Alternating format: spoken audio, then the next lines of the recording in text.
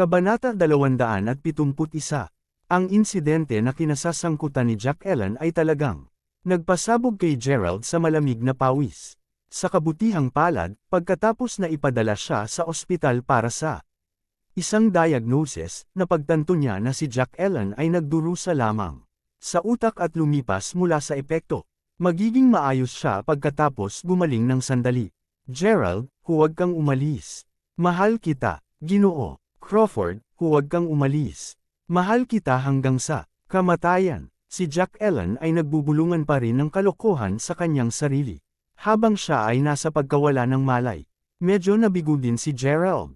Mahal mo ba talaga ako? Mahal mo lang. Ang pagkakakilanlan ni G. Crawford. Sa wakas, binayaran ni Gerald ang mataas na gastos sa medisina ni Jack Ellen. Pagkatapos nito, nagmaneho siya patungong mountaintop upang doon niya may parada ang kanyang sasakyan. Pagkaalis sa garahe, sasakay na lang si Gerald sa taxi at umalis. Sa oras na ito, biglang napansin ni Gerald na may mali sa mountain top. Iyon ay upang sabihin, ang mountaintop villa ay napakamaliwanag na naiilawan sa sandaling ito. Ang estilo ng arkitektura ng villa mismo ay mayroong isang sinaunang kagandahan dito. Sa oras na ito, habang lumalalim ang gabi, mukhang napakaganda at nagliliwanag ng maliwanag na ilaw. Ito ay simpleng kamangha-mangha. Gayunpaman, wala siya roon, at hindi maglalakas loob si Rita na manirahan sa villa ng gaanong lantad. Sino kaya ito? Laking gulat ni Gerald. Sa gayon, nagpasya siyang umakyat at tingnan ang sarili. Pagdating niya sa pasukan ng villa, napagtanto niya na talagang may mga tao sa loob. Mayroong higit pa sa isang tao sa loob. Maraming mga kalalakihan at kababaihan, at ito ay buhay na buhay sa loob. Ito ay kakaiba. Sino sila? Bakit sila nagdaos ng pista sa kanyang bahay? Nagkaroon din sila ng susi ng kanyang bahay. Lumakad ng medyo galit si Gerald at itinulak ang pinto. Ang mga tao sa loob ay halatang gulat nang makita nilang lumitaw si Gerald, at lahat sila ay nakatitig sa kanya ng may pagtataka. Tungkol naman kay Gerald, nagtatakang tiningnan din niya ang mga kalalakihan at kababaihan na ito. Mayroong halos 100 mga kalalakihan at kababaihan sa loob ng villa. Ginawa na nilang pansamantalang bar ang gitna ng sala, at puno ito ng iba markang paiwati, ibang pagkain at inumin.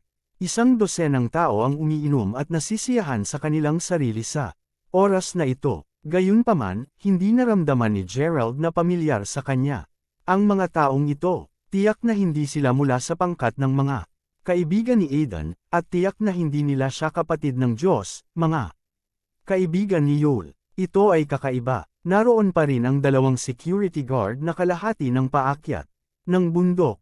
Kaya, paano napunta ang mga taong ito sa kanyang villa?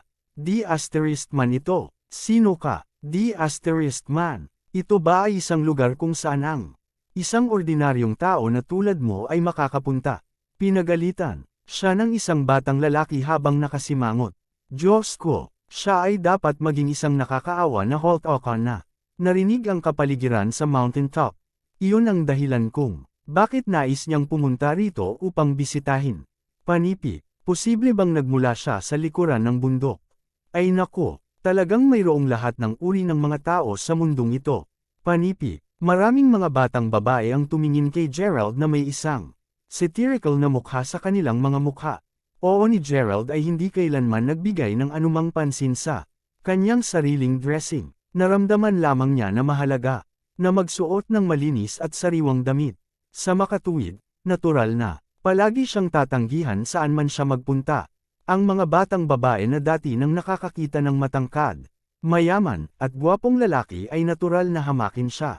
Kumunot ang noo ni Gerald habang gaanong nagtanong, gusto ko ring tanungin ka, sino ang nagpasok sa inyong lahat dito?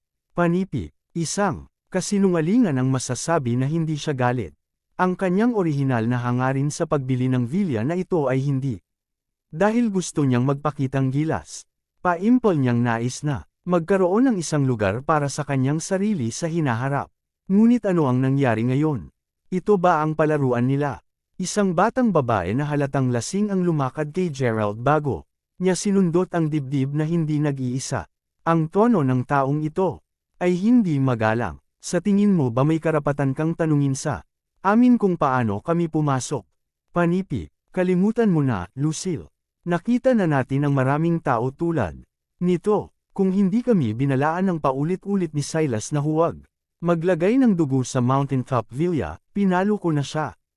Tawagin lamang natin ang mga security guard at direktang ipadala siya sa istasyon ng pulisya. Panipi, oo. Dapat namin siyang ipadala sa istasyon ng pulisya. Panipi, tulad ng pagsang-ayon ng lahat, nagsimula na silang tumawag kaagad sa telepono. Bakit ba kayo maingay? Kabanata 272. Biglang, sa sandaling ito, isang tinig ng isang batang walang pasensya na lalaki ang tumunog mula sa balkonahe sa ikalawang palapag. Pagkatapos mismo, isang batang lalaki ang nagdala ng isang babaeng kasama niya habang sila ay naglalakad pababa ng hagdan. Nasisiyahan ako sa tanawin dito. Hindi ba pwedeng manahimik ka? Lang saglit, talaga bang naiisip mo na ito ang bahay mo? Panipi, ang batang ito ay malinaw na pinuno ng karamihan ng mga tao. Bukod dito, pinagagalitan niya sila ng hindi seremonya sa oras na ito. Agad na tumugon ang batang sumasaway kay Gerald na may ngiti sa labi. Oo, oo. Oo, Silas. Dahil lang sa may sumusubok na magdulot ng gulo dito. Panipi, ang batang lalaki na nasisiyahan sa tanawin sa balkonahe ay walang iba kundi ang anak ni Michael, si Silas. Biglang napagtanto ni Gerald ang nangyayari. Para bang binigyan ni Michael ang susi ng kanyang bahay kay Silas. May nagkakagulo dito. Sino ang matapang? Sawa na ba siyang mabuhay? Tanong ni Silas habang nakasimangot. Silas, siya yun.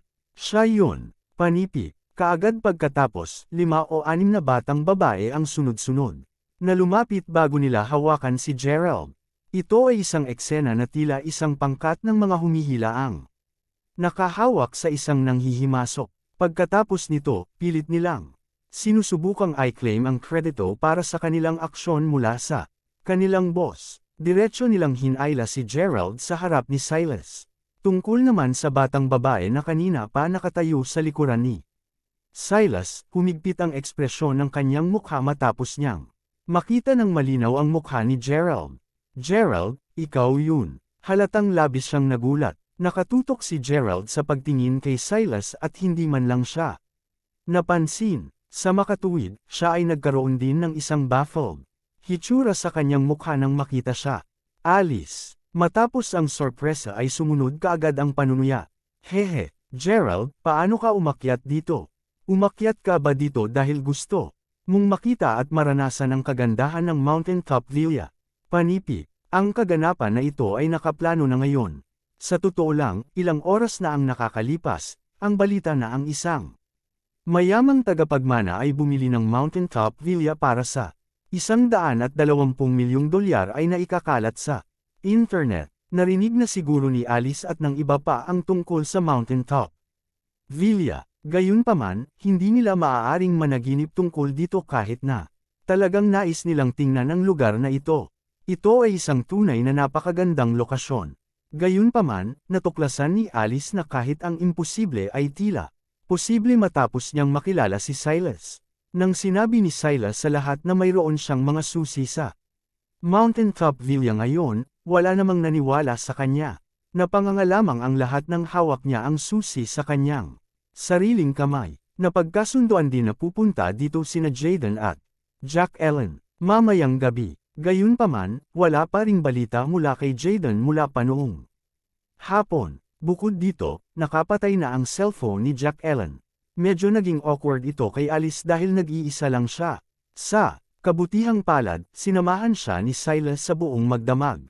Habang tinitingnan niya ang tanawin sa di kalayuan mula sa balkonahe ngayon lamang, natauhan ni Alice kung ano ang ibig sabihin nito na maging higit sa lahat. Kaya, sa oras na ito, ang tinig ni Alice ay may isang nakakatawang tono dito. Wala na siyang uri ng paghihiganti na naramdaman niya laban kay Gerald bago ito. Ano ang naroon upang gumanti laban sa isang tulad nito? Alice, kilala mo ba ang taong ito? Paano mo nais na makitungo sa kanya? Malinaw na mas mababa ang tingin ni Silas kay Gerald at Mahinang ngiti siya sa oras na ito. Hilingin mo siyang umalis. Ayokong makita ang ganitong uri ng tao. Sa isang magandang kapaligiran. Panipi. Matapos niyang magsalita, sumulyap si Alice kay Gerald bago siya. Muling naglakad pabalik. Hindi mo ba narinig ang sinabi ng hipag? Humiling siya sa iyo na. Umalis ka. Panipi. Mawala. Bago pa masabi si Gerald, naitulak na siya palabas ng villa ng isang grupo ng mga batang babae bago nila sinara ang pintuan sa likuran niya. Pinakiramdaman nito si Gerald ng labis na galit. Una, napahiya siya at pinagtawanan ng pangkat ng mga batang babae. Pagkatapos nito, ininsulto siya ni Alice. At sa wakas, tinanong nila siya na mawala. Talagang tinatrato nila siya tulad ng isang biro dahil lamang sa hindi niya ipinakita ang kanyang kapangyarihan. Hindi na nahawak o natiis ni Gerald ang dating galit na nararamdaman kasama na ang galit na nararamdaman ngayon.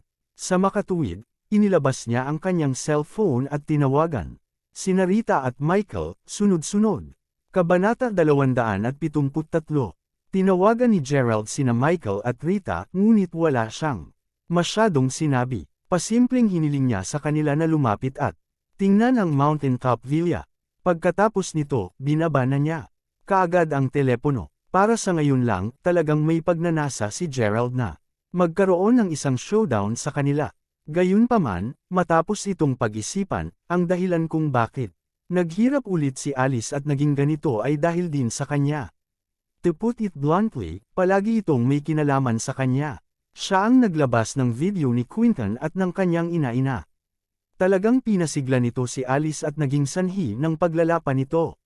Pagkatapos nito, gumawa siya ng kalokohan sa kanya. Bagaman hindi niya alam kung paano siya tretuhin ni Silas ngayon. Masasabi ni Gerald na tila nasiyahan siya.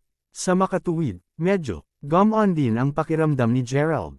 Kung ganito ang nangyari, hindi ba hinayaan ni Gerald na payagan lamang ang bagay na ito sa halip na tawagan si Michael? Hindi. Medyo makasarili pa rin si Gerald. Napakaganda ni Alice, at parang magpapalipas ng gabi kasama ang ibang lalaki ngayong gabi. Hindi mapigilan ni Gerald na makaramdam ng kaunting hindi komportable. Bagaman hindi niya ginusto ang Alice, hindi siya maganda ang pakiramdam dito. Bukod, ito ay ang kanyang sariling bahay. Hindi niya ito basta-basta. Napakawalan ng ganoon kapag itinapon siya ng isang pangkat ng mga tagalabas sa kanyang sariling bahay. Bumaba si Gerald sa bundok at naghanda ng umalis. Ginoo Crawford. Panipi. Nagkataon na dumating na si Rita na nagmamadali. Alam na niya kung ano ang nangyayari nang makita niya ang mga maliwanag na ilaw na nagniningning mula sa villa kahit na malayo. Paano posibleng hindi kinakabahan si Rita? Ginoo Crawford. G. Crawford. Panipi. Gayunpaman, tuluyan na siyang hindi pinansin ni Gerald. Sa halip, simpleng lumakad siya sa gilid ng kalsada bago huminto sa isang taxi at direktang umalis. Tapos na. Kinakabahan na bulalas ni Rita. Sa katunayan, alam na ni Rita na ang pangkat ng mga mag-aaral na ito ay pupunta sa villa upang maglaro sapagkat sinabi na sa kanya ni Michael ng maaga. Orihinal na hindi sumang-ayon si Rita sa usaping ito. Gayunpaman, si Michael ay pinupuri ni G. Crawford para sa kanyang trabaho sa oras na ito. Bukod dito, ang kanyang hindi karapat-dapat na anak na lalaki ay patuloy na pinapahamak siya ng walang tigil. Hindi magiging problema para sa kanya na payagan ang kanyang anak na umakyat sa mountaintop villa upang magkaroon lamang ng pagtingin, tama ba? Pagkatapos ng lahat, maging ang anak ng kanyang nasasakupan na si Aidan, ay nagpunta upang maglaro sa mountaintop villa dati. Iyon ang dahilan kung bakit pumayag si Michael na ibigay ang susi ng villa house kay Silas. Plano lamang niyang hayaan siyang umakyat sa mountaintop villa upang tumingin muna bago bumaba kaagad. Sa makatuwid, si Rita ay hindi man lang binigay sa puso. Gayunpaman, hindi mapigilan ni Rita na makaramdam ng kaunting pagkabalisa dahil hindi siya pinansin ni Gerald ngayon lang. Sa oras na ito, mabilis siyang sumugod sa bundok. Nandito na si Miss Rita. Lahat, tahimik. Alice, ipapakilala ko sa iyo si Miss Rita. Siya ang personal na kasambahay ng mountaintop villa. Isa rin siya sa paboritong tauhan ni G. Crawford, tulad ng aking Ama, panipi, si Silas ay may isang basong alak sa kanyang kamay, at hinawakan niya ang kamay ni Alice habang dinadala siya kay Rita. Ito ang lahat ng mga taong nagtatrabaho para kay G. Crawford. Sa makatuwid, alam din ni Silas ang marami sa kanila, tulad ng Aidan, Yule, at mga malalaking boss ng maraming mga establishmento sa Mayberry Commercial Street. Kahit na siya ay naging ninong ni Jane. Sa makatuwid, natural din siyang pamilyar kay Rita. Hello, Miss Rita. Si Rita ay tuluyan ng walang imik. Bakit ang saya mo, Silas? Alam mo bang nagdulot ka ng matinding kapahamakan sa oras na ito? Panipi, pagkalabas na ng kanyang mga salita, naging tahimik ang villa. Pinatay din kaagad ang musika. Natigilan si Silas at tinanong niya, isang kakilakilabot na sakuna. Anong sakuna ang aking idinulot? Panipi, inilagay ni Rita ang kanyang kamay sa noo habang sinabi niya, hayaan mong tanungin kita, sino ang nagbigay sa iyo ng pahintulot na mag-host ng isang pagdiriwang sa Mountain Top Villa? Hindi mo ba dapat tingnan ang lugar at umalis ka agad pagkatapos? Panipi, tiwala namang sumagot si Silas, hehe. Ayos lang, sinabi sa akin ng aking ama na si G. Crawford ay nasa North Bay, at hindi siya babalik dito ngayong gabi. Bukod dito, siguradong ibabalik ko ang villa sa orihinal nitong estado bukas. Panipi, malamig na tumugon si Rita, North Bay my ass. May sasabihin ako sa iyo, Silas. Nandito lang si G. Crawford ngayon. Naniniwala akong tumawag din si G. Crawford sa iyong ama. Dapat handa kang ipaliwanag ang mga bagay sa iyong ama sa paglaon. Panipi, ano, narito si G. Crawford. Lalong naguluhan si Silas. Sinabi sa kanya ng kanyang ama na wala si G. Crawford at wala siya sa North Bay. Natulala din si Alice. Paano niya maaaring hindi alam kung narito si G. Crawford? Kailan nagkaroon ng hitsura ang sinumang G. Crawford? Miss Rita, hindi ka ba masyadong nagpapagulo?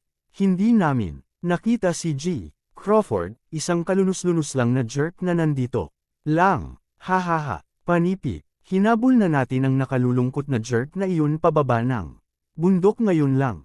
Oo, Miss Rita, nais din naming bigyan ka ng isang mungkahi. Hindi ka dapat maghintay ng 3 araw bago ipadala ang buong pangkat ng seguridad dito. Ang pangkat ng seguridad ay dapat na nagtatrabaho ng buong lakas ngayon.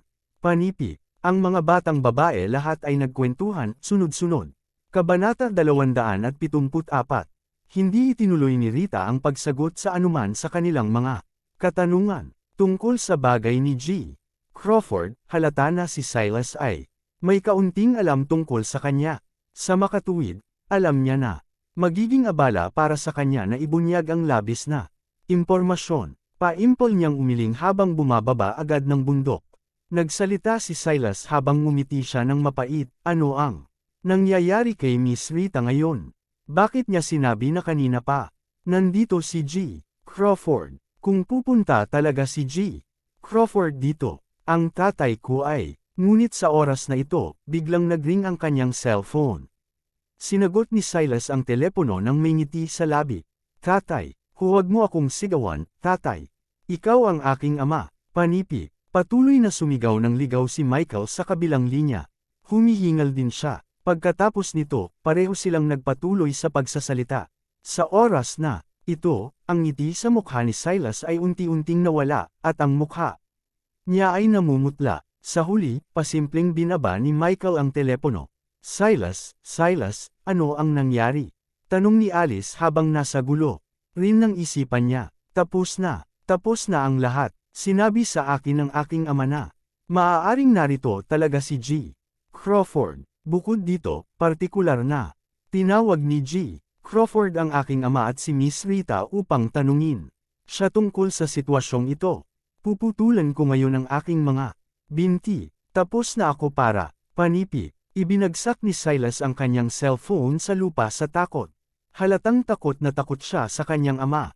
Alam niyang naging masama na ang mga bagay batay sa kasalukuyang tono ng boses ng kanyang ama. Ano, si G. Crawford ay totoong nandito. Hindi mapigilan ni Alice na manginig ng hindi mapigilan.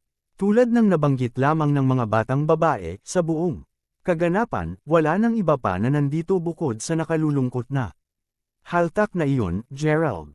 Tama iyan. Biglang napagtanto ni Alice. Gerald, hindi ba ang apelyido ni Gerald na Crawford din? Talagang mas mayaman siya kumpara sa nakaraan. Bukod dito, kung naidagdag mo lamang ang marangal, Mr. sa harap ng kanyang apelyido, magiging G. Crawford. Ano? Paano ito posible? Naramdaman ni Alice na ang kanyang isip ay isang kumpletong blanko. Sa totoo lang, hindi ito ang unang pagkakataon na nagkaroon si Alice ng ilang hinala tungkol sa pagkakakilanlan ni Gerald. Gayunpaman, ang lahat ay palaging maulap at walang matatag na katibayan sa nakaraan. Gayunpaman, hindi pa siya nakakalapit sa katotohanan kaysa dito. Oo, umakyat si Gerald sa bundok, at umalis na siya sa bundok. Matapos niyang pagyaitin siya, pagkatapos nito, si Rita at Michael ay naengganyo sa sitwasyon. Halos kaagad. Bukod dito, sinabi pa nila na si G. Crawford ay narito na. Sa oras na ito, napuno ng pag-aalinlangan si Alice habang iniisip niya ang lahat ng nangyari sa pagitan nila ni Gerald noong nakaraan. Kung naisip niya na si Gerald ay si G. Crawford, pagkatapos, ang lahat ay may katuturan. Imposible. Ito ay ganap na imposible. Paano siya maaaring maging G. Crawford? Paano siya magiging G. Crawford? Panipi, naramdaman ni Alice na parang babagsak na siya. Kung si Gerald ay talagang G. Crawford, gugustuhin ni Alice na tumalon mula sa tuktok ng bundok at mahulog sa kanyang kamatayan ngayon. Talaga bang napalampas niya ang mahusay na oportunidad na ito? Mula pa sa simula, hindi niya ito matatanggap. Napakamot ng ulo si Silas bago sinabi, sige, lahat. Dapat nating ihinto ang paghuhula ngayon. Paano maaaring ang taong iyon ay si G. Crawford? Bukod, paano magiging napakababangki ni G. Crawford? Karamihan, ang taong ito ay isang stalker na nagpunta dito upang mga siwa ng mga bagay, at iniulat niya kung ano ang nakita niya dito ngayon. Makinig lang muna sa mga tagubilin ko. Lilinisan natin ang eksena, at pagkatapos, iiwan namin ang bundok. Sa lalong madaling panahon, kung hindi man, papatayin talaga ako ng aking ama pagdating niya dito. Nagmamadaling bilin sila Silas, sumang-ayon ang lahat sa kanya. Kasama rito si Alice, na sumangayon, na si Gerald ay marahil isang stalker lamang. Ito ay dahil alam niyang hindi magsisinungaling sa kanya si Silas. Ang misteryosong G. Crawford ay palaging nasa North Bay. Matapos nilang malinis, ang lahat ay sumugod sa garahe, lahat ay handa na sumakay sa kanilang mga kotse at magmaneho. F***sick. F***sick. F***sick. Gayunpaman, pagkatapos ng pagbaba ng bundok, nakita nila ang cool na Lamborghini Reventon sports car na nakapark sa garahe, at lahat sila ay nasilaw. Nagulat ang lahat na nagtanong, kaninong sasakyan ito? Silas, iyo ba ito? Panipi, paano ito magiging akin? Ang aking sasakyan ay isang Ferrari. Panipi, kaninong kotse ito? Napakakaunting mga tao sa Mayberry City ang nagmamaneho ng ganitong klaseng sports car. Panipi, ang lahat ay tuliro. Tungkol kay Alice, kahit na ang kanyang puso ay naayos na ng una, ang kanyang emosyon ay nasa buong lugar muli nang makita niya ang kotse sa oras na ito. Hindi makapaniwalang bulong ni Alice, alam ko ang mga pinagmula ng kotseng ito. Kabanata 275. Alam mo, nagtatakang tanong ni Silas at ng iba pa. Oo, sagot ni Alice sa kasiguruhan. Patuloy niya, ito ay isang mamahaling sports car na napark sa maliit na park malapit sa Mayberry University. Mayroon ding mga alingaw na ang kotseng ito ay binili ni G. Crawford. Matapos nito, may mga alingaw na nagsasaad na ang kotseng ito ay binili ng isang misteryosong lokal na tako, si Ordinary Man, na isang mag-aaral din sa kagawaran ng wika at panitikan sa aming universidad. Sinabi din ng ilang tao na ang Ordinary Man ay talagang online na palayaw ni G. Crawford. Panipi, kung sakali, ang kotseng ito ay dapat na ay parada sa aming paaralan. Bakit dito ay parada ng lokal na taong bayan, Ordinary Man ang kanyang sasakyan? Panipi, ito ang villa na binili ni G. Crawford. Nakasimangot na sabi ni Alice. Na hindi makapaniwala. Oo, kahit sino pa ang maniwala na si Gerald ay si G. Crawford at wala itong ibig sabihin sa kanila. Gayunpaman, hindi makapaniwala si Alice. Siya ay natakot. Lalo siyang natakot. Nang siya ay nasa villa pa lamang ngayon, pinapapasok niya ang kanyang utak upang malaman kung paano niya maaalis si Gerald.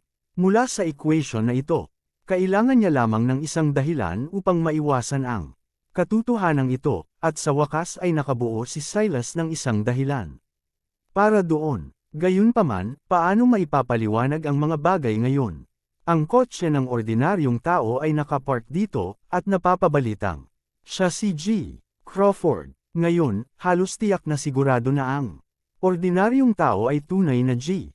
Crawford. Nabanggit na ni Rita na narito si G. Crawford. Ang nag-iisang ibang tao na nandito sa buong gabi ay walang iba kundi si Gerald. Ang lokal na mahiyain, ordinary man, ay mula sa kagawaran ng wika at panitikan, at si Gerald ay nagmula rin sa kagawaran ng wika at panitikan. Ramdam ni Alice na mabilis na tumaas ang paghinga. Bakit? Bakit parang ang lahat ay tumuturo sa katotohanang si Gerald? Talaga ang misteryosong G. Crawford. Huminga ng malalim si Silas bago niya ibigay ang kanyang mga tagubilin. Nako, parang ang bata mula sa mas maaga ay mayroon ding sariling background. Kahit papaano, lahat dapat makinig sa akin. Itago mo lang kapag nakita mo siya sa hinaharap, at kung hindi mo maitago, maging magalang ka lang sa kanya. Panipi, napakatapang niya, ngunit isang konsepto lamang ang tinanggap niya mula pa noong bata siya. Dapat niyang maging maingat at maingat sa paghawak ng mga bagay na nauugnay sa pamilyang Crawford. Ito ang kaso ngayon. Bagaman hindi niya alam kung sino si Gerald, pretuhin lang niya siya ng pangkaraniwang paggalang at respeto mula ngayon at hanggang ngayon. Hindi ba magiging maayos ang lahat noon? Matapos niyang magsalita, tumingin si Silas kay Alice bago niya sinabi, Alice, dapat mo ring itigil ang pag-iisip tungkol sa bagay na ito. Sa bagay, pakinggan mo ako. Maging magalang at magalang kay Gerald kapag nakita mo siya sa hinaharap. Ano ang big deal? Maaari ka ring humingi ng tawad sa kanya para sa lahat ng nangyari ngayon. Panipi, maging magalang. Humingi ka ng tawad sa kanya. Bakit ako hihingi ng paumanhin o magalang sa kanya? Silas, ikaw ay anak ng boss ng Mayberry Commercial Street. Bakit ka takot kay Gerald? Hindi mo ba sinabi na tatanggalin mo at magtuturo ng aral sa sinumang hindi kanais-nais sa aking mga mata? Sa tingin ko ay hindi kaaya-aya sa aking mga mata si Gerald. Nais kong turuan mo siya ng isang aralin at tanggalin siya sa aking ngalan. Hanggat gagawin mo iyan, magiging iyo ako mula ngayon. Sagot ni Alice habang tumatalon siya. Ito ay dahil hindi niya matanggap ang katotohanan ang mga Silas, na naramdaman niyang makapangyarihan sa lahat ay talagang pumayag kay Gerald. Hindi ba nangangahulugan ito na mas mahusay si Gerald kaysa kay Silas noon? Dahil si Gerald ay isang taong kinamumuhian niya, kailangan niyang palaging isang scumbag. Tiyak na hindi ito matatanggap ni Alice. Kung nakakuha ng magandang reputasyon si Gerald, kaya siya ay sumisigaw tulad ng isang baliw na tao sa ngayon. *man it. Alice, baliw ka ba?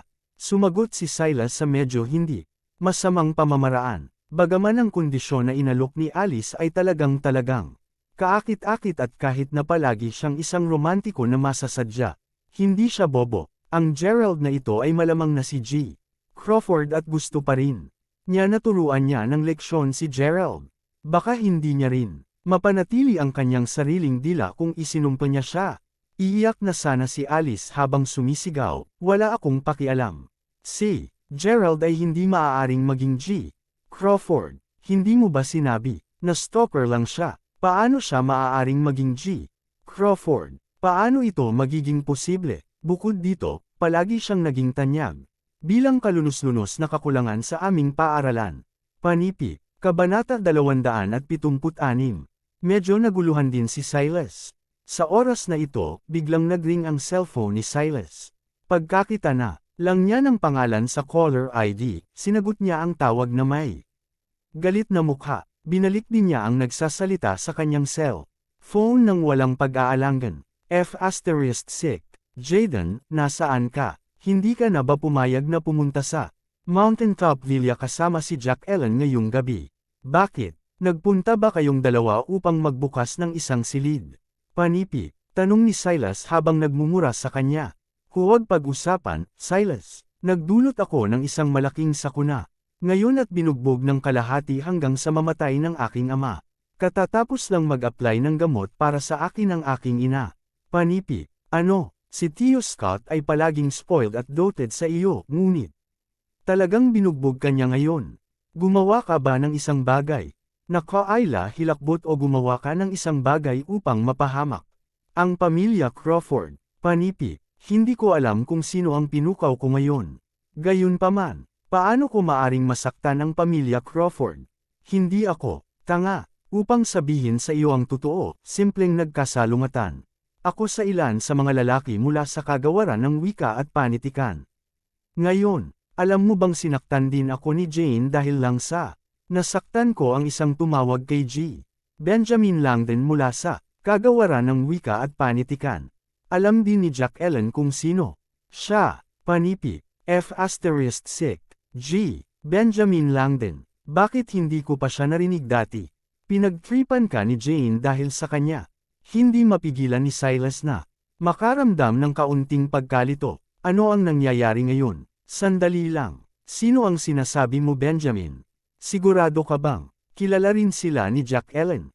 Panipi, ang mga salitang ito ay medyo nanginginig ang katawan ni Alice. Napasandal siya habang nagsasalita sa telepono. Nga pala, Alice, dapat kilala mo rin sila. Ang babaeng iyon, si Jack Ellen, ay nagsabi sa akin na madalas kang nakikisalamuha sa mga tao mula sa kanilang dormitoryo. Ano ang background ni Benjamin? Man ito. Siya ay napakalakas. Panipi, sa gayon, kung ito ang kapareho kong Benjamin na kilala ko, kung gayon alam kong sigurado na siya ay isang nakakaawa lang na walang pera o kapangyarihan man lang. Paano siya maaaring maging sanhi ng isang napakalaking sensasyon? Panipi, sinong nagsabing hindi? Sinuri ko ulit ito. Si Benjamin ay wala ring pinagmulan at ang kanyang pamilya ay talagang nagdurusa upang mabuhay sila. Ang tanging mabuting bagay lamang sa kanilang pamilya ay mayroong isang tao na talagang napakahusay sa mga sibil na pagsusuri noong nakaraan. Yun lang. Hindi ko talaga maintindihan kung bakit ako binubugbog ng aking ama ng ganito. Panipi, inimbestigahan pa ni Jaden at binago ang buong background ng pamilya at kasaysayan ni Benjamin nang maramdaman niya na ang mga bagay ay hindi masyadong malinaw. Tumigil si Alice sa oras na ito. Parang may naisip siya. Ayaw niyang magtanong tungkol sa taong iyon, ngunit hindi niya ito mapigilan. Same time na tinanong ni Alice, Jaden, hayaan mo akong may itanong sa iyo. Mayroon bang isang lalaki na nagngangalang Gerald sa tabi ni Benjamin ngayon? Panipi, man it. Paano mo nalaman? Oo, may isang lalaki na sumusunod sa kanya na nagngangalang Gerald, at tila siya ay isa sa mga kakulangan ni Benjamin. Sa palagay ko ang bukong para sa hotel at restaurant ay pawang ginawa ng lalaking iyon na nagngangalang Gerald. Dinampot pa niya ang isang bote ng serbesa at dinurog ito diretso sa ulo ng pinsan ko. Gayunpaman, parang kilala niya talaga si Jane. Sumagot si Jaden, puno ng pag-aalinlangan. Oo naman, siya na ulit ito. Nagulat ulit si Alice. Ano bang pinagsasabi ni Jaden? Ano si G. Langdon? Paano posible si Gerald na maging tagapag-alaga niya? Malamang na si Gerald ang maalamat na G. Crawford ng Mayberry City. Ang G. Crawford na mayroong hindi mabilang na mga assets. Man ito. Tila parang hindi talaga tayo dapat nakikipag-usap sa lalaking nagngangalang Gerald. Dapat pa nga tayo humingi ng tawad sa kanya sa susunod na makita natin siya. Kung hindi man, talagang gagawin tayo kung siya ay si G. Crawford. Panipi. Oo. Sa kabutihang palad, wala akong sinabing malupit kay Gerald ngayon lang. Napakaamo ko din ang sinundot ko siya sa dibdib. Panipi. Maraming batang babae ang namumutla sa takot. Simpleng tumanggo lamang si Silas bilang tugon. Labis na hindi nasisiyahan si Alice nang makita niyang nagulat ang lahat dahil kay Gerald. Nagsimula siyang tumawa ng malakas habang sinabi niya, "Hahaha. Lahat kayo mga duwag. Tayong lahat ay totoong mga duwag." Ang isang kalunos-lunos na haltak tulad ni Gerald ay maaaring makatakot sa iyo ng ganito. Well, lahat kayo kinikilabutan sa kanya. Di ba? Hindi naman ako natatakot sa kanya. Ano ang galing ni Gerald? Hindi ako naniniwala na si Gerald talaga si G. Crawford. Si Gerald ay isang kalokohan at tangalang panipi. Mahigpit na kinuyam ni Alice ang mga kamao hanggang sa humuhukay ng malalim ang kanyang mga kuko sa kanyang mga palad. Hindi talaga siya kumbinsido, at talagang hindi siya komportable. Bakit ang lahat ng mga taong mataas na ranggo na ito ay takot kay Gerald? Pag-usapan natin ang tungkol kay Gerald. Bumalik na siya sa kanyang dormitory upang matulog.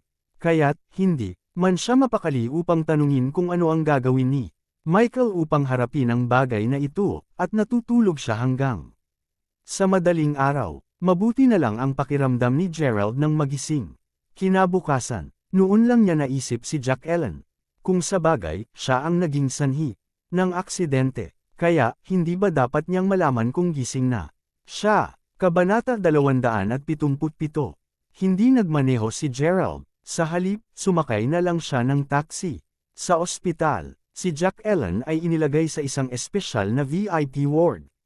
Pagdating ni Gerald sa ward, napakatahimik ng kapaligiran sa lugar. Labas! Gusto ko kayong lahat na makalabas.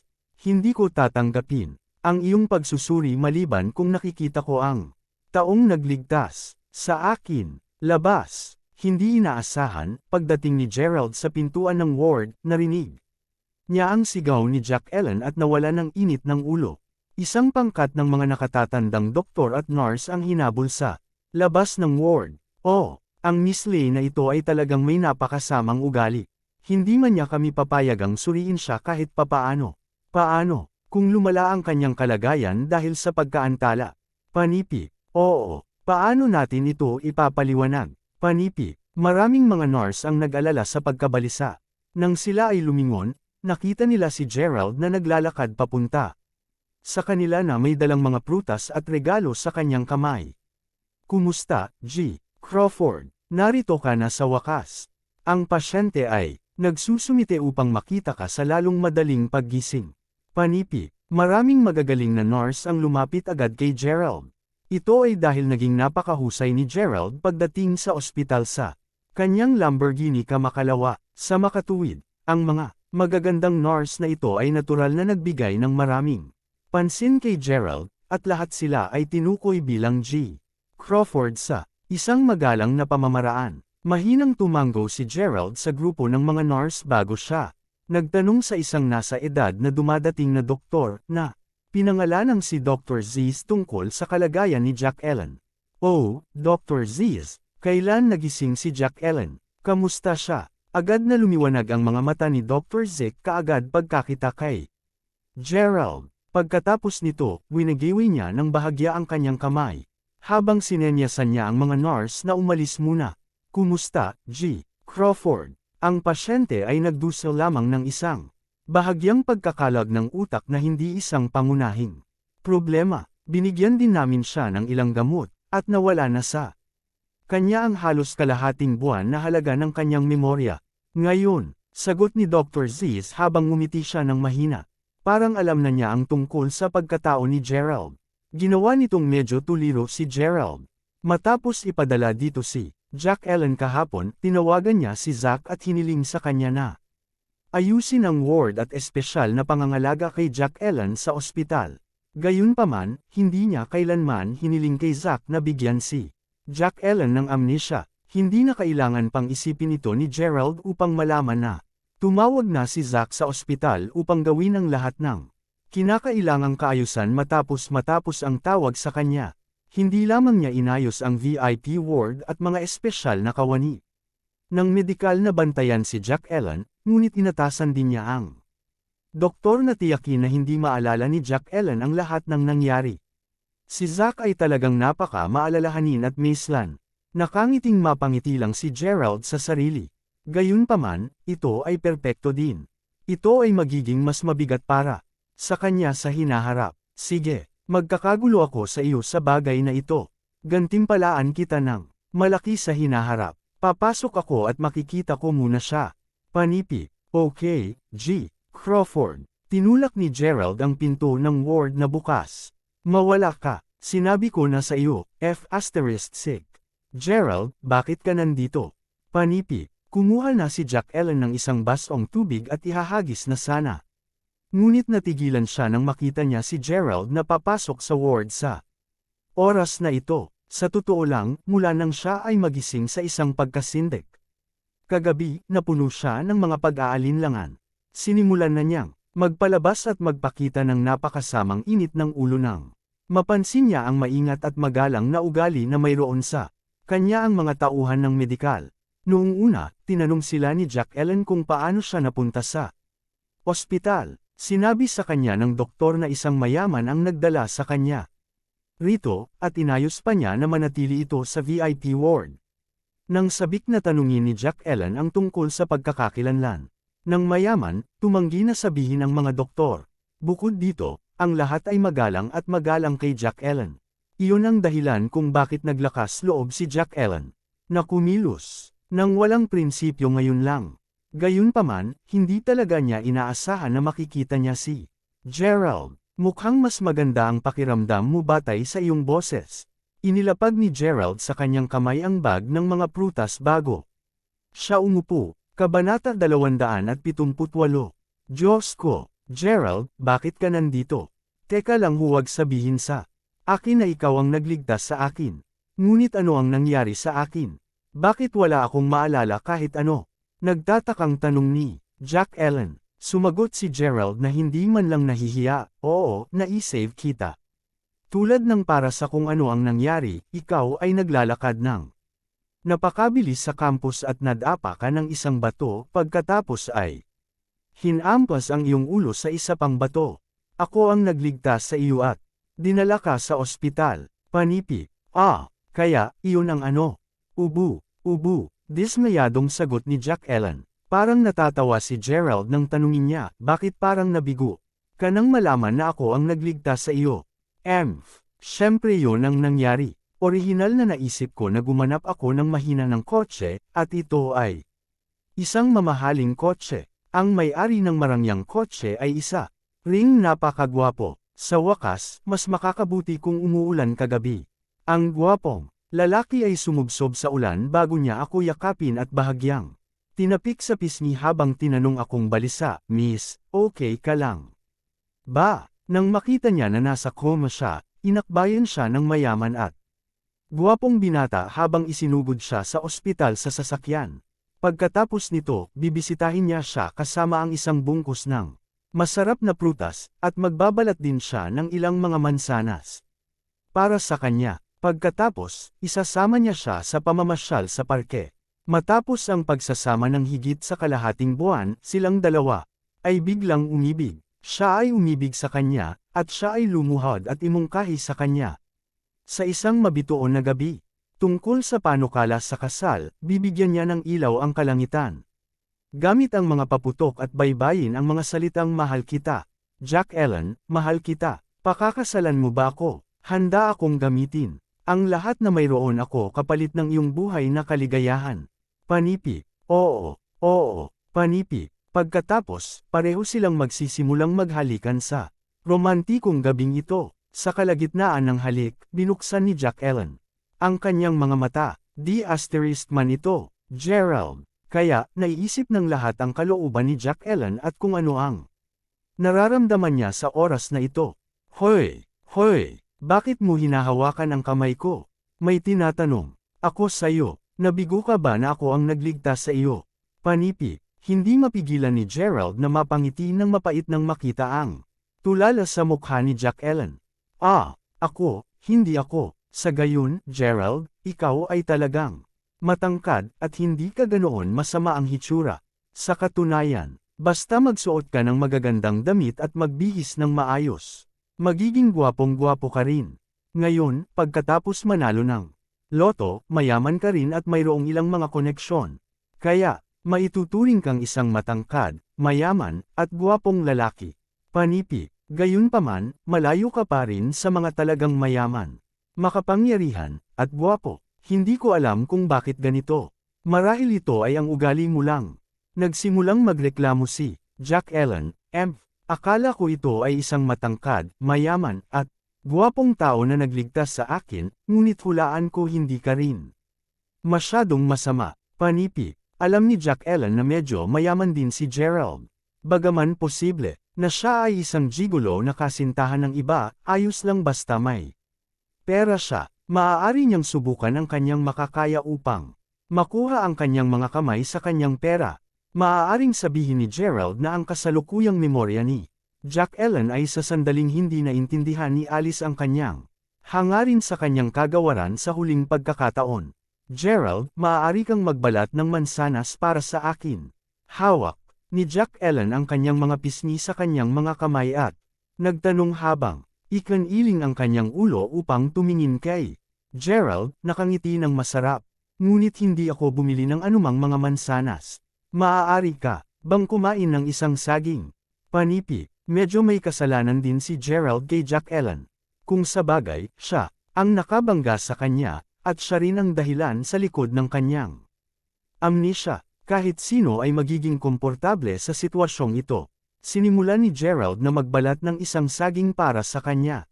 Ayoko po, hindi ko ito kinakain. Itabi mo na. Panipi, Gerald, pwede ka bang lumabas at bumili ng mga mansanas para sa akin? Nais kong kumain ng ilang mga mansanas na pinutol na. Panipi, tanong ni Jack Ellen habang hawak ang kamay ni Gerald. Mabilis na binawi ni Gerald ang kanyang kamay bago niya sinabi, "Okay, sige, pupunta ako at bibili ng ilang mga mansanas para sa iyo." Maghintay sandali. Pagkatapos nito, dali-dali na ring nadulas si Gerald. Kakapasok pa lang ni Gerald sa elevator nang bumukas ang pintuan ng elevator sa tabi ng kanyang elevator. Halos 4 hanggang 5 batang babae ang lumabas mula sa elevator na may isang prutas na basket sa kanilang mga kamay. Alice, malinaw bang ipinaliwanag sa iyo ni Jack Ellen ang lahat? Ito, ang VIP ward. Panipi, oo, huwag kang mag-alala, Hailey. Nilinaw ko na ang lahat. Halika at tingnan natin siya. Panipi, Kabanata 279, 1902, heto na. Nang makita ito ni Hailey, binuksan niya ang pinto. Jack Ellen, narito kami upang makita ka. Alice, Hailey, nandito ka. Si Jack Ellen ay kumakain ng saging sa oras na ito. Natuwa siya nang makita niyang nandito sina Alice at Hailey. Ang susunod na hakbang ay napakasimple. Sinimulan nilang tanungin si Jack Ellen tungkol sa kanyang kalagayan. Sa wakas, pinag-uusapan nila ang sanhi at bunga. Ano? Si Gerald ang nagligtas sa iyo. Nasaan siya, kung gayon? Panipi, tumayo bigla si Alice habang nagtataka na bulalas. Nagulat ang lahat, kung ang sinuman ay partikular na sensitibo sa salitang Gerald, ito ay walang iba kundi si Alice. Pagkabalik ni Alice sa kanyang dormitory kahapon, hindi na niya inisip ang tungkol kay Silas o anupaman. Ang naiisip niya lang ay si Gerald lang. Labis na sumakit ang kanyang puso, at hindi niya maiwasang makaramdam ng kaunting takot. Ano ang gagawin niya kung si Gerald talaga si G. Crawford? Sa totoo lang, nagkaroon ng pagnanasa si Alice na umalis sa kanyang dormitoryo at magmadaling pumunta sa dormitoryo ni Gerald bago niya hawakan si Gerald sa kanyang mga braso at sinabi sa kanya na nagsisi siya. Susubukan niyang mabuo ang mga bagay sa kanya, at pakikitunguhan niya ito ng maayos sa hinaharap. Talagang nais niyang ilagay ang lahat.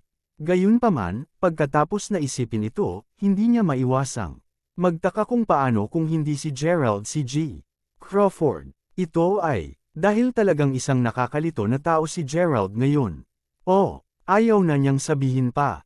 Sa madaling sabi, naramdaman ni Alice na higit na nakakabit at hindi komportable kaysa dati. Kaya't, sa tuwing naririnig niya ang tungkol kay Gerald, nais niyang makita siya kaagad upang tanungin niya siya tungkol sa mga bagay, at linawin ang mga bagay ng minsan at para sa lahat.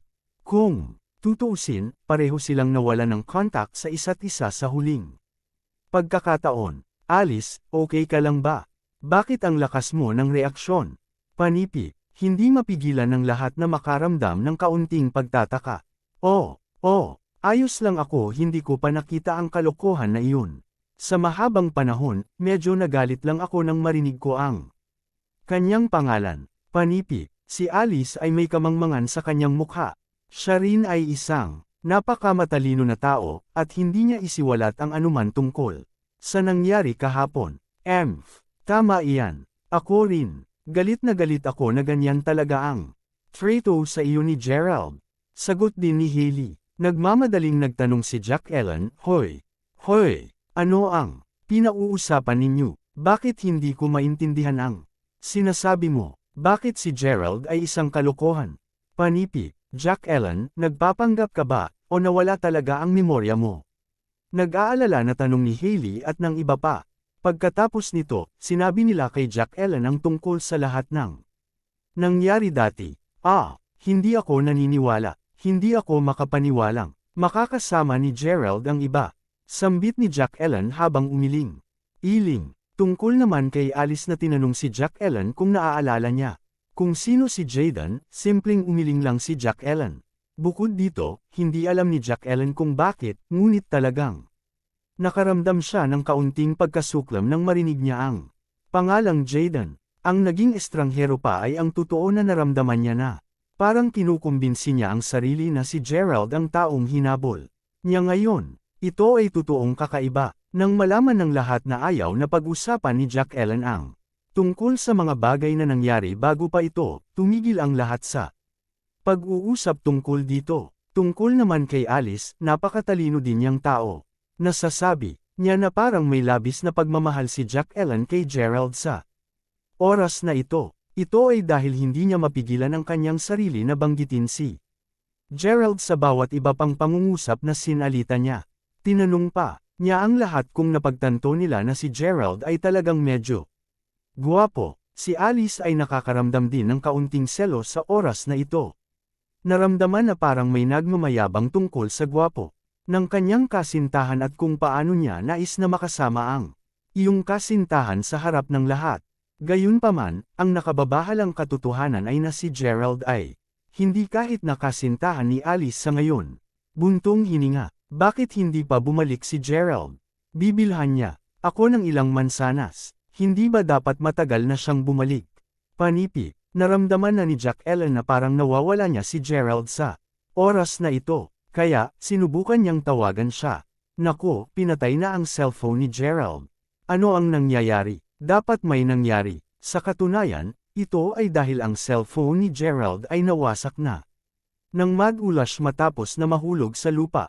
Bumalik sa 3 segundo na ang nakakaraan sa pagtatapos ni Gerald. Pagkababa, pumunta si Gerald sa fruit stall. Matapos bilhin ang mga mansanas, naghahanda siyang magbayad gamit ang kanyang QR code. Sa oras na ito, isang babaeng nakatayo sa tabi niya ay hindi sinasadyang tumama sa kanyang braso. Kabanata 280. Hindi niya hinawakan ng mahigpit ang kanyang cellphone at bumagsak ito sa lupa ng isang putok at nasira kaagad ang kanyang cellphone. Si Gerald ay mayroon ng cellphone na ito ng higit sa 2 hanggang 3 taon, ngunit palagi niyang ayaw na baguhin ito. Sa sandaling ito, naramdaman ni Gerald na medyo tulala ng kunin niya ang cellphone mula sa lupa. Nagmamadaling sinabi ng babae, humihingi ako ng paumanhin. Pasensya na talaga, guwapo. Hindi ko sinasadya. Bayaran kita sa cellphone mo. Panipi, bahagyang ngumiti si Gerald bago sinabi, okay lang. Dadalhin ko lang ito sa shop upang subukang ayusin ito. Panipi. Gayunpaman, natigilan si Gerald pagkakita niya sa babaeng nakatayo sa harapan niya. Natulala din ang babae. Ikaw pala. Ang parehong mga partido ay exclaimed sa sorpresa sa parehong oras. Ang babaeng nasa harap ni Gerald ay mukhang 30 taong gulang na. Siya ay nakadamit ng napaka-elegante at siya ay may mahabang buhok, magandang balat, isang napakahusay na figure, at isang maganda ang mukha. Tiyak na siya ang uri ng tao na magpapalingga-lingga ng mga tao upang tumingin sa kanya ng Pangalawa kapag naglalakad siya sa kalye. Bukod dito, mayroon ding isang batang babae na halos 4 o 5 taong gulang na ang kanyang buhok ay nakatali sa isang tinapay na nakatayo sa tabi niya. Pareho sa kanila ang ina at maliit na babae na sinagip ni Gerald sa tabi ng ilog, malapit sa milk tea shop noong isang araw. Huling oras, nang siya ay pumunta upang bumili ng milk tea kasama si Mila, narinig niya ang sigaw ng tulong at nagmamadali upang iligtas kaagad ang kabilang partido. Sa kanyang pagbabalik, nagkaroon na ng pagkakataon si Nigel na agawin si Mila. Si Gerald ay may napakalalim na impresyon sa kaganapang ito. Tingnan mo, si Tio Bayani. Nay, hindi mo ba hinahanap ang Tio Bayani sa lahat ng ito? Panipi, ang batang-batang babae na may buhok na nakatali sa isang tinapay na sinabi habang nakangiti. Tumakbo din siya kay Gerald at hinawakan kaagad ang kamay. Si Gerald ay may napaka-pamilyar at mapagmahal na pakiramdam. Nang makita niya ang maliit na batang babae, at kinurot niya ng marahan ang mukha ng maliit na batang babae. Malambing na ngumiti ang babae at tinignan si Gerald habang sinasabi, "Binata, tunay na tayo ay kapalaran. Sinubukan kong hanapin ka pagkatapos mong mailigtas si Minnie. Nais kong hanapin ang pagkakataong magpasalamat sa iyo ng partikular. Gayunpaman, hindi ko inaasahan na makita ka dito ngayon." Panipi, upang maging matapat, ito ang kaso sa karamihan ng mga kababaihan. Palagi nilang naaalala ang taong nag-alok sa kanila ng tulong sa panahon ng kanilang pinakakritikal na sandali. Ito mismo ang nararamdaman ng babaeng ito kay Gerald sa oras na ito. Bukod dito, sobrang ligtas din ang naramdaman niya nang makita ang mabait na hitsura ni Gerald. Ang sinumang nasa sitwasyong iyon ay gumawa din ng parehong bagay. "Madam, hindi mo kailangang mag-alala ng sobra. Tinawag bang Minnie ang iyong anak na babae?" "Natutuwa lang ako na mabuti si Minnie," sagot ni Gerald habang nakangiti. "Gayunpaman, kailangan naming pasalamatan ka. Ang pangalan ko ay Win Thornton, at ang pangalan ng aking anak na babae ay Minnie Tessa Thornton." Inayos ni Win ang buhok habang nakangiti at kinakausap si Gerald. "Ang pangalan ko ay Gerald. Gerald, hindi ka makakaalis ngayon. Malaya ka na ba ngayon? Kung malaya ka, halos tanghali na. Maaari ba kitang gamutin sa isang pagkain, kung gayon?" Panipi, si Win ay kamukha ng uri ng babaeng matagal nang nasa lipunan. Bukod dito, siya ay napaka-mature, at bawat isa sa kanyang mga kilos at pagkilos ay lahat kaakit-akit. "Tio Gerald, mangyaring sumang-ayon sa kahilingan ng aking ina. Pwede kaming pumunta sa bahay ko at kumain ng sabay. Napakasarap talaga ng luto ng aking ina." Niyugyog ni Minnie ang braso ni Gerald at masiglang nakiusap. To be honest, malaya talaga siya. Gayunpaman, talagang hindi gusto ni Gerald na pumunta. Kung sabagay, naramdaman niyang tama lamang para sa kanya na iligtas ang isang taong nangangailangan. Bakit siya dapat tretuhin sa isang pagkain? Gayunpaman, nagmamakaawa sa kanya si Minnie na pumunta na. Ngayon, hindi kinaya ni Gerald na bigwan si Minnie. Sa gayon, tumanggo siya kaagad. "Nga pala, Miss Win, bibili lang muna ako ng mga prutas para sa isang kamag-aral ko." Sa oras na ito, biglang naalala ni Gerald si Jack Ellen. "Boss, nasira na ang aking telepono kaya't hindi ako makabayad. Gamit ang QR code ngayon. Makakapagbayad lang ako sa cash." Panipi, pagkatapos niyang magsalita ay inilagay ni Gerald ang kanyang kamay sa kanyang bulsa. Gayunpaman, bigla niyang naalala na nakalimutan niyang dalhin ang kanyang wallet at ID dahil naiwan niya ito sa Lamborghini dahil umalis siya sa pagmamadali dahil sa galit. "Boss, magkano po ito sa kabuuan? Babayaran ko ta." "Gayon din, maaari kang magpadala ng isang tao upang matulungan akong may hatid ang mga prutas na ito sa ward sa paglaon.